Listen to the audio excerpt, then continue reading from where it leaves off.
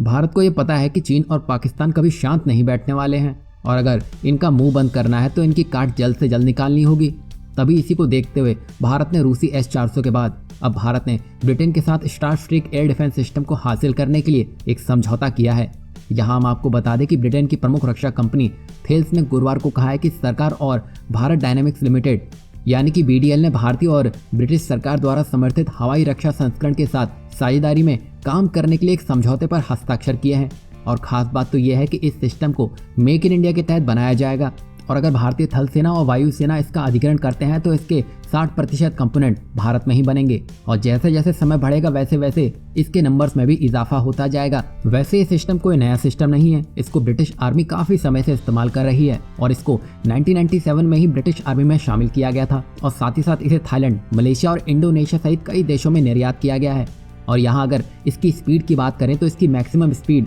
वो है मार्क 3 के ऊपर की और ये एक ऐसी ताकत है जो इसे इंटरसेप्ट होने से बचाती है और ये हर तरह के एरियल टारगेट को भी ध्वस्त करने में सक्षम है, चाहे वो एयरक्राफ्ट हो, ड्रोन हो या फिर दूसरे तरह का एरियल टारगेट ही क्यों ना हो, ये पलक झपकते सबको नष्ट कर सकता है। और साथ ही साथ ये सिस्टम इतना कॉम्पैक्ट है कि ये अलग अलग तरह के व्हीकल में तैनात किया जा सकता है और ज़रूरत पड़ने पर इसको कंधे में भी उठाकर इस्तेमाल किया जा सकता है। और भारत इसका इस्तेमाल लद्दाख, नॉर्थ ईस्ट और हिली एरिया में कर सकता है क्योंकि जहां बड़े बड़े डिफेंस सिस्टम बड़ी बड़ी पहाड़ियों में फेल हो जाते हैं, भारत इसके जरिए आसानी से दुश्मन को निशाना बना सकता है। और इसमें खास बात यह है कि इसमें 3 लेजर गाइडेड डार्ट सिस्टम होते हैं, तभी इसको किसी भी तरह के सिस्टम से जैम या तो फिर निष्क्रिय नहीं किया जा सकता है। एक तरह से देखा जाए तो ये एक यूनिक वेपन है जो अब भारत में ही बनाया जा सकेगा और भविष्य में जरूरत पड़ने पर भारत इसका एक्सपोर्ट भी कर सकेगा। दरअसल बहुत समय पहले ही इस डील को लेकर बात हो रही थी पर भारत ये चाह रहा था कि ब्रिटेन स्टारस्ट्रीक की टेक्नोलॉजी भी ट्रांसफर करे और इसे भारत में ही मेक इन इंडिया के तहत बनाए।